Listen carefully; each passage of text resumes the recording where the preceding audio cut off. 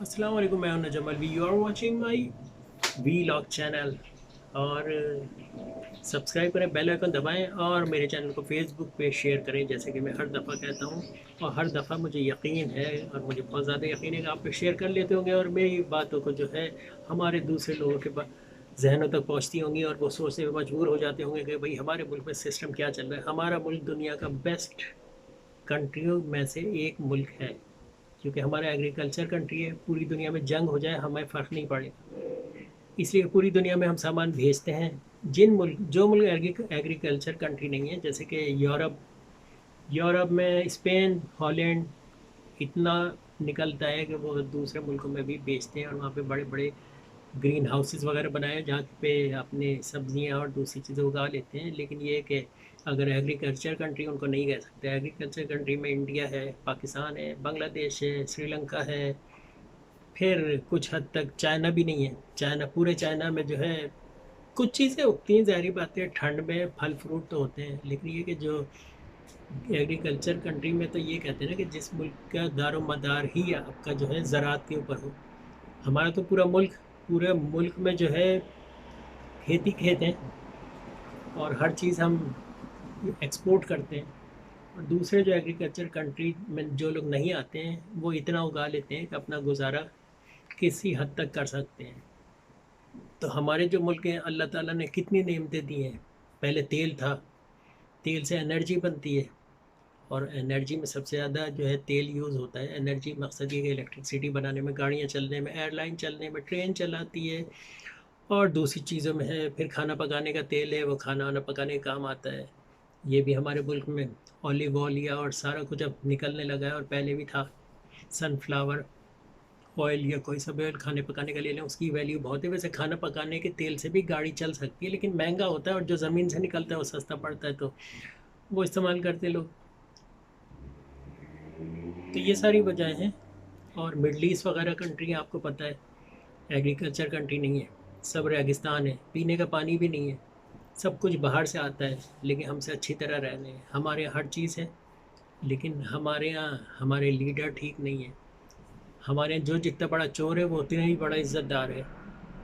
ٹھیک ہے نا؟ آپ خود دیکھ لیں، کہنے کی تو ضرورت نہیں ہے.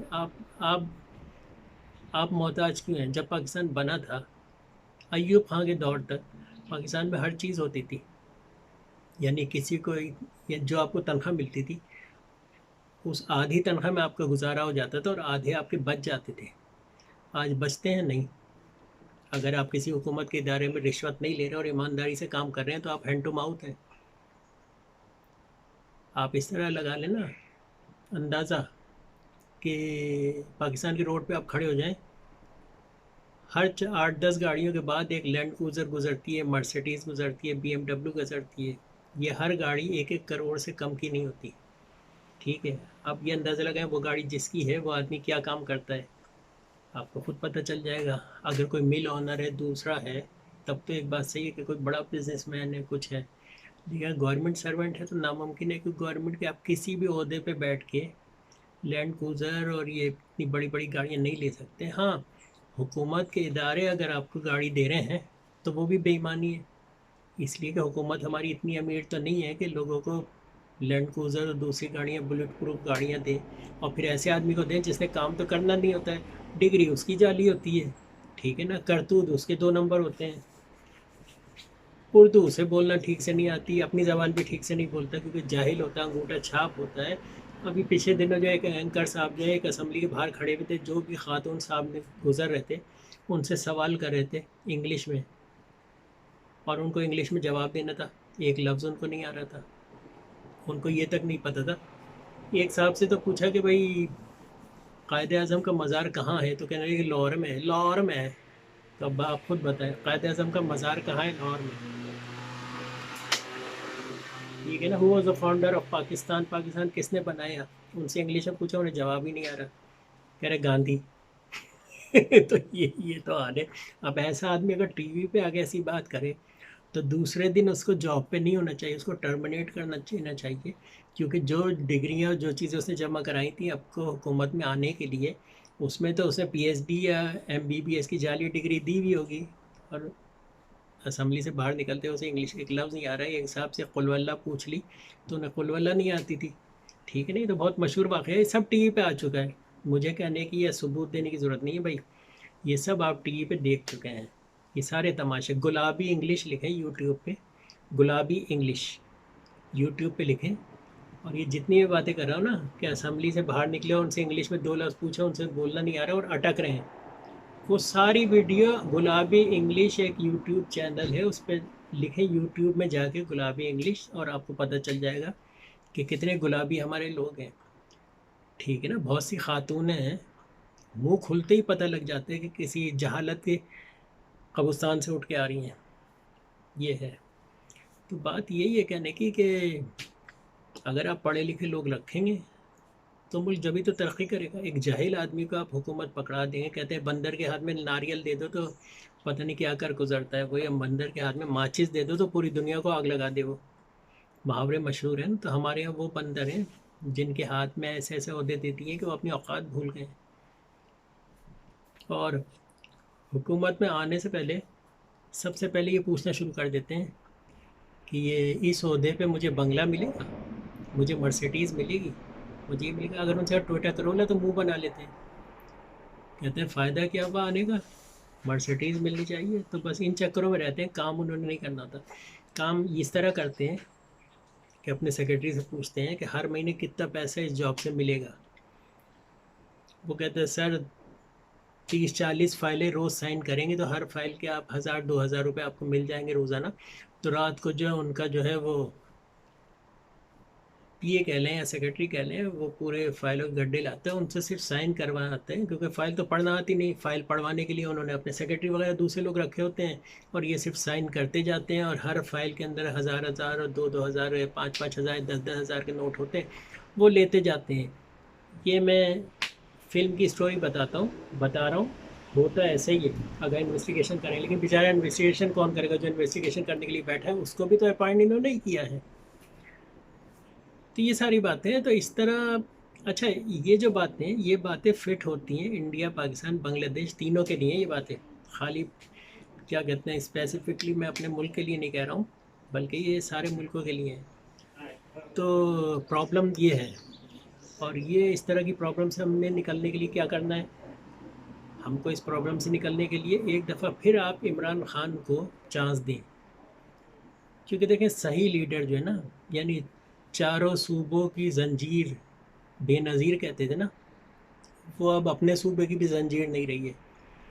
آج تک بے نظیر صاحبہ نے کراچی کے ووٹروں کو جو ہے اپنے ساتھ ملانے کی کوشش ہی نہیں کی. جبکہ اگر بھٹو صاحب نے اگر یہ اردو کے خلاف تحریک نہیں شروع کی ہوئی ہوتی اور یہ گن نہیں ڈالی ہوتی کوٹا سسٹم اس کی، تو آج بھٹو جو ہے وہ پھانسی کے پھندے سے یہ لوگ اتار کے لے آتے، کیونکہ اسٹریٹ پاور صرف کراچی کے لوگوں کے پاس ہے، باقی پورے پاکستان میں سڑک پہ کوئی نہیں نکلتا. ہاں اسلام کے نام پہ نکل آتے ہیں، اگر کوئی مسئلہ ہو جائے دنیا کے کسی بھی کونے میں تو احتجاج ہمارے یہاں ہوتا ہے، دنیا میں کہیں نہیں ہو رہا ہوتا. اب دیکھیں نا، جتنا ہم سعودی عرب پہ بھروسہ کرتے تھے، سعودی عرب نے اسرائیل کو تقسیم کر لیا. اب منہ چھپاتے پھر رہے ہیں کہ بولوں کہ نہ بولوں. یہی بات ہے نا. اب اگر یہی کام اگر بنگلہ دیش نے کیا ہوتا تو ہم نے آسمان سر پہ اٹھا لیا ہوتا، اوہ یہ تو غدار ہے، اسلام سے خارج ہوگا، یہ ہو گیا وہ ہو گیا. اب بولو بھائی، اس لیے نہیں بولو گے کیونکہ ہڈی بند ہو جائے گی. سیدھی سی بات ہے، ظاہری بات ہے. یہ سب پیسے لینے والے لوگ ہیں، یہ پیسے کوئی اسلام ان کے اپنے گھر میں اسلام نہیں ہے جو لوگ پیسے بٹور رہے ہوتے ہیں. سچ بات یہ ہے، انگلینڈ کے ہر ریسٹورانٹ پہ 3 گلے رکھے ہیں 3 کلر کے، ایک گرین ہے، ایک یلو ہے اور ایک ریڈ ہے.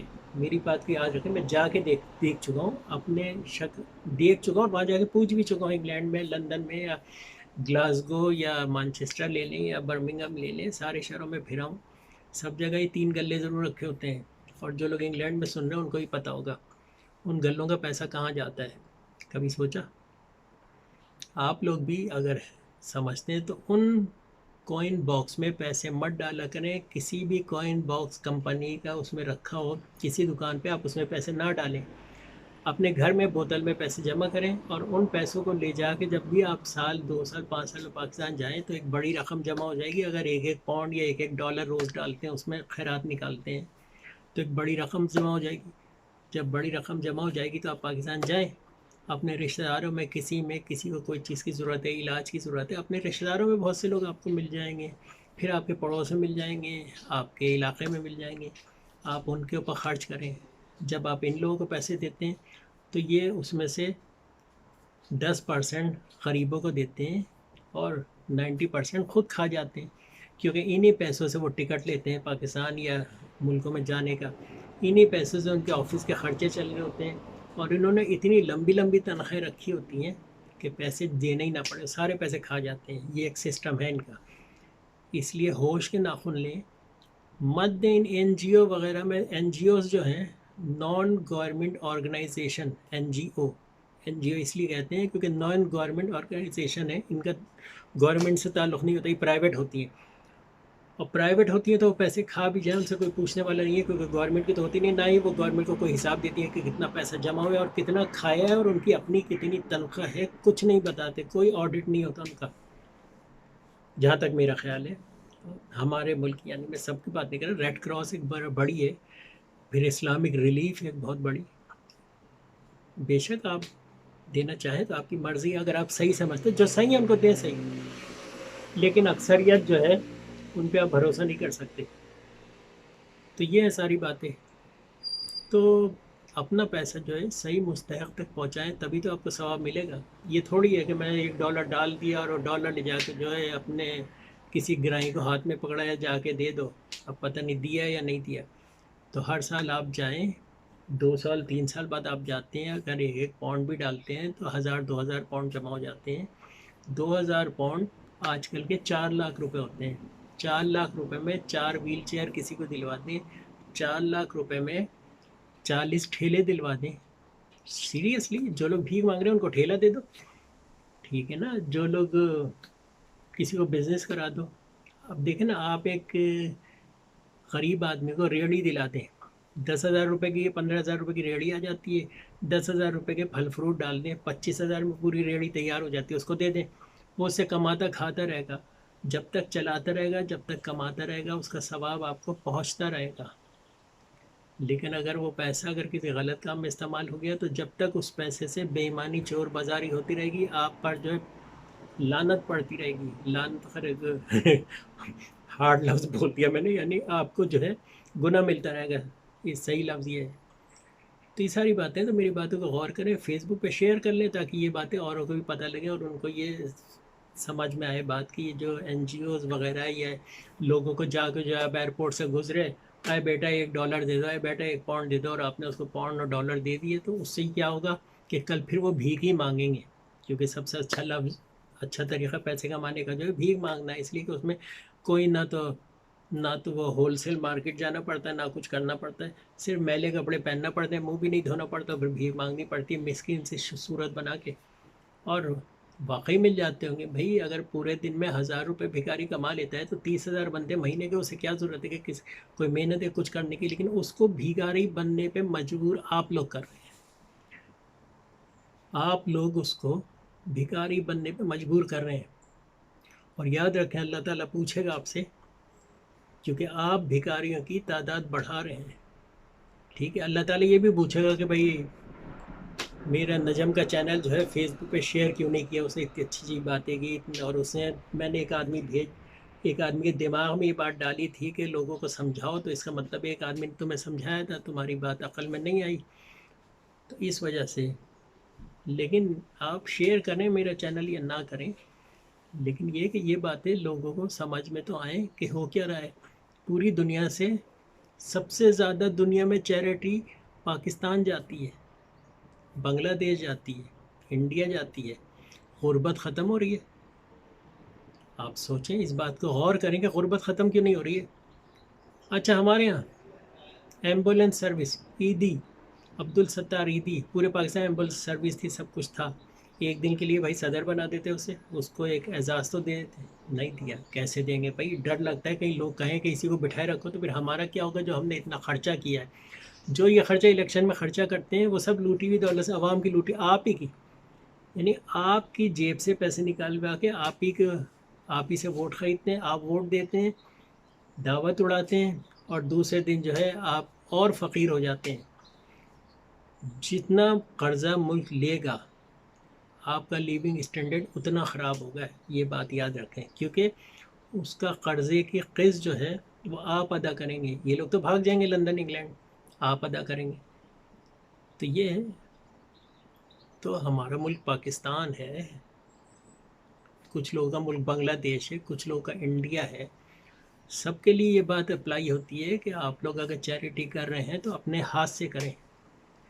آپ کے پیسے کوئی بھی ایمانداری سے کسی کو نہیں دیتا. آپ ٹرسٹ کسی پہ نہیں کریں. سال 2 سال 5 سال بعد جائیں، امرتسر سے تعلق، خالستان سے تعلق آپ کا، یا انڈیا سے تعلق ہے، یا بنگلہ دیش سے تعلق ہے، کسی بھی ملک سے ہے، آپ اپنے ہاتھ سے غریبوں کو پیسے دیں تاکہ غربت ختم ہو. ان کو دیں گے غربت بڑھے گی، کیونکہ غربت ختم ہوگی تو پھر ان کو لوگ پیسے دینا چھوڑ دیں گے. تو چاہتے ہیں غربت زیادہ سے زیادہ ہو، زیادہ سے زیادہ ٹی وی پہ بھکاریوں کو دکھائیں، بلا کرے ہیں، کیچڑ میں پڑے ہیں، تاکہ آپ زیادہ سے زیادہ پیسے نکالیں. اور جب یہ آپ لوگوں کو ویڈیو دکھاتے لا کے، تو ایسی ویڈیو دکھا دیں گے آپ کو رونا آ جائے، اور آپ پھر ان کو خوب جو ہے لاکھوں کروڑوں دے رہے ہوتے ہیں، اور یہ کہتے ہیں ہاں ہاں کتنا مزہ آیا، کل تو میں نے اس طرح بیوقوف بنایا. دوسرا، ارے میڈم کیا کہتے ہیں، میڈم نسرین، آپ نے تو بڑی اچھی تقریر کی، لوگ تو بہت زیادہ پیسے ملے ہیں.